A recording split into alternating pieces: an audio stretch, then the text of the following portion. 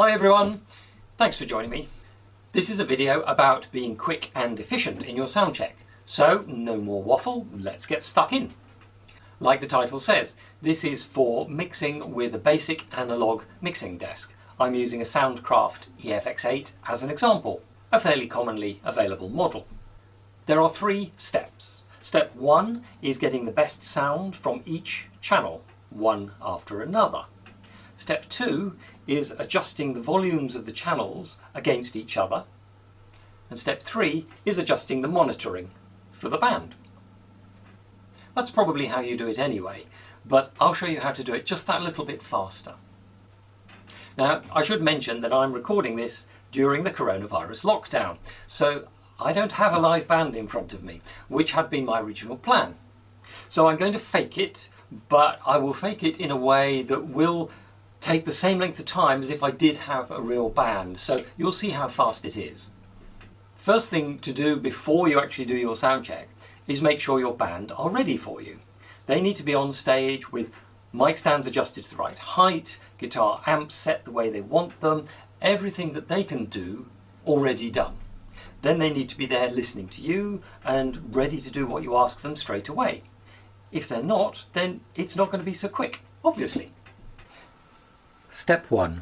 Setting the tone for each channel.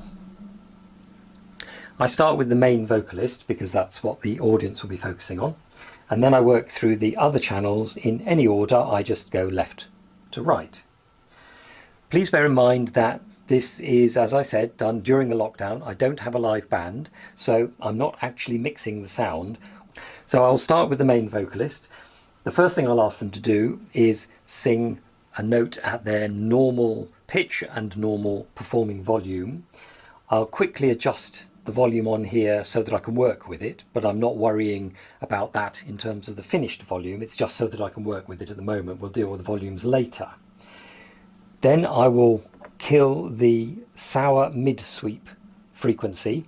If you're not confident about doing this, go and check out my other video which explains in detail how to do that. That's a very important part. Having done that, I will then adjust the treble and the bass to get the sweetest sound that I can. Okay, vocalist, if you could give me a constant note please in your normal range and at normal performing volume. A quick check of the volume to make sure it's okay to work with. Adjusting the mid-sweep to remove any sour spots. Adjust treble and bass if necessary. Okay, thank you. So, why one continuous sound or repeated sound? Note, chord, whatever. Well, this is my top tip for quick sound mixing. You see, if you've got a varying sound, you're working with a band that's playing a song, every time you make an adjustment, it's going to affect the sound. But so is what they're playing as it varies going to affect the sound. So you've got 2 things affecting the sound going on at the same time, and that makes it much harder to work out the effect that you're having on the sound. It is possible, but it's much slower. Whereas if you've got one continuous sound, you can hear exactly how what you're doing has affected that sound. And that's really quick. Now, that is a compromise because you're only adjusting the tone of the sound that you're hearing, and in a song, obviously the sound is going to vary all over the place and the adjustments you've made won't necessarily be perfect for other moments in the song. However, if you're doing it with a song and you're trying to adjust everything at the same time and you haven't got a continuous tone to work with, then that's also a compromise because you're never going to be able to hear how what you're doing exactly affects the song because that's varying as well. So both are compromises. However, I believe that doing it with a continuous tone gives you a very good result and it's quick, whereas the other method gives you a very good result and it's slow. So that's why I use this method. Okay, guitarist, if you could give me some backing vocals please, a constant note in your middle of your range and at a performing volume. Thank you.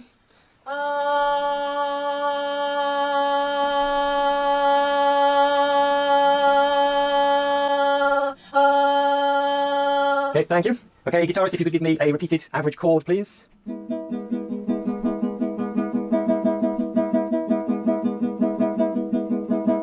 thank you. Okay, bass guitar, could I have a single repeated note, please?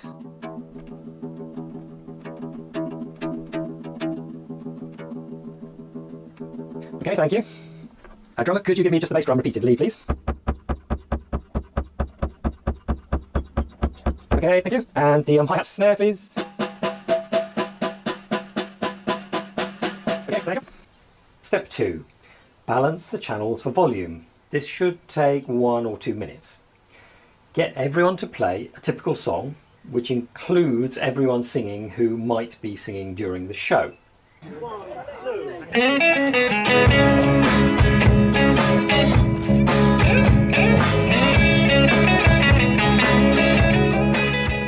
Now look at the main vocalist and focus in on them.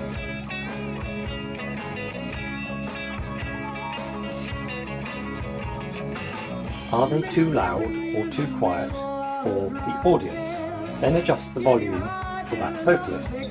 There are a number of ways of adjusting the volume, and I'll cover those in detail in another video. So now we have the main vocals, and now we want to set the other channels relative to that main vocal.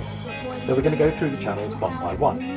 So starting with the secondary vocals first, I'm going to focus on that person visually, listening hard to see whether I think they're in balance with the main vocals.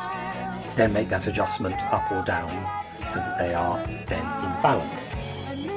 Then the guitarist, visually I focus in on the guitarist, and then I listen and think, is that guitar too loud or quiet relative to the two vocals? And then make that adjustment. And then the same for the bass guitar. And then for the drums, thinking about the two mics. First of all, is the bass drum relatively correct? And then is the rest of the kit correct relative to all the other channels? Then having gone through that process for all the channels, I'm going to do it again, but very quickly. So I look at the main vocalist. Is that too loud or too quiet relative to the others? No, it's probably fine, so I can leave that. Then I look at the second vocalist, do the same for them, and then one by one through all the different instrument channels. And most of the time, you won't have to make any further adjustments. But if one of them is now, after you've adjusted all the others, got out of balance, then you can use it to tweak one or more channels if you really need to. That should take 2 to 5 seconds per channel. Step 3 is adjusting the monitor levels. Now your band have just played a song and they would undoubtedly have been listening to themselves and the rest of the musicians in the monitors. Ask them in turn how they felt about the monitoring, and then you can make adjustments according to what they say. The adjustments will be approximate, but usually they work out quite well. Of course, this will be a slightly longer process if you have a mixer with different outputs for different monitors. This mixer, like many, only has one monitor mix, so that's the only place you can make adjustments. If you have, for instance, an individual monitor for every performer, then you're going to have to repeat that process for each monitor mix, so that makes it slightly longer. Okay, vocalist, how did you find the monitoring during that run through? It was pretty good. Can I just have a little bit more of me, please? Okay. Guitarist, your vocals, you happy with those? Well, I couldn't really hear myself at all. Can I have a lot more? Yep, okay, no problem. And what about your guitar? Just a little bit. Just a little bit more would be great. Okay. Bass, how was it for you? Yeah, that's fine, it's fine. Drummer, alright for you? Yeah, it's okay, a little bit loud. I can manage a bit less, everyone else is okay with that? Okay. So now having made those adjustments, by a little bit of guesswork, rather than asking everybody individually, you probably are safe to ask everybody as a group and say, was that okay for everyone? And then if somebody has a particular problem, they'll mention it. And if there are adjustments to make, there'll probably be just a couple and quite minor. And there you are, that should be it done. It should now sound as good as it can do, and it won't have taken very long at all. Please check out my other video on how to do the mid-sweep adjustments. That I think is absolutely critical, more important than anything else, so well worth a look.